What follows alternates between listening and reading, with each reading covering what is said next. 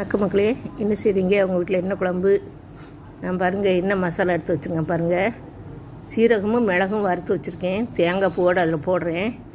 போட்டு வெங்காயம், சின்ன வெங்காயம் இருக்குது பார்த்தீங்களா, அது வெள்ளைப்பூடு எடுத்து வச்சுருக்கேன். இங்கே கொத்தமல்லி பொடி, தக்காளி, மஞ்சள் பொடி எல்லாத்தையும் 1 by 1 அரைச்சிடணும்.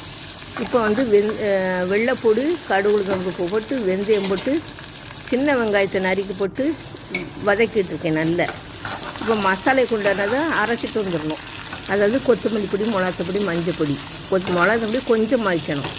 ஏன்னா நம்ம மிளகு வச்சுருக்கோம் பார்த்திங்களா, அதனால். இப்போ கத்திரிக்காய் போட்டு இந்த மிளகாய் 2 கீரி போட்டிருக்கேன். நல்லா புளியெல்லாம் கரைச்சி விட்டு நல்லா கூட்டி வச்சாச்சு. இதை கூட்டி வச்சுட்டு இந்த வெங்காயம் நல்லா வதங்கும் பார்த்திங்களா, நல்ல பொன்னிறமாக இந்த வெள்ளைப்பூடும் அதுவும் வதங்கணுன்னா இதில் ஊற்றிடணும். இந்த சட்டி காணாது நினைக்க, அதனால் வேறு சட்டியில் நான் மாற்ற போகிறேன். ஏன்னா கொதித்து வேகும் பார்த்திங்களா, அதனால். இது என்ன குழம்புன்னு கேட்டிங்கன்னா உங்கள் நாக்கிலேருந்து எச்சி ஒழிக்கிறோம். அந்த அளவுக்கு ஒரு சூப்பரான குழம்பு.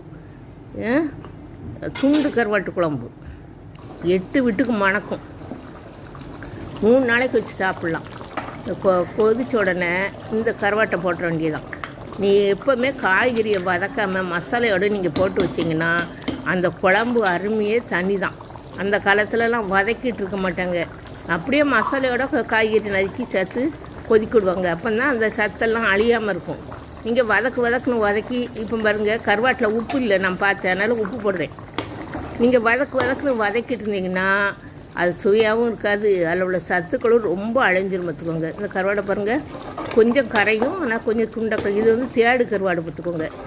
இந்த குழம்பு நீங்கள் இந்த மாதிரி வச்சு சாப்பிடுங்க. ஒரு மசாலா சீக்ரெட் இல்லை, மிளகு வைக்கணும். ஏன்னா கருவாடு சூடுங்கிறதுக்கு மிளகும் சீரகமும் கொஞ்சம் வறுத்துருக்கேன். கொத்தமல்லி பொடி, மிளகாத்தூள் பொடி, மஞ்சள் பொடி போட்டு தக்காளி, சின்ன வெங்காயம், வெள்ளைப்பூடு போட்டு அரைச்சிருக்கேன்.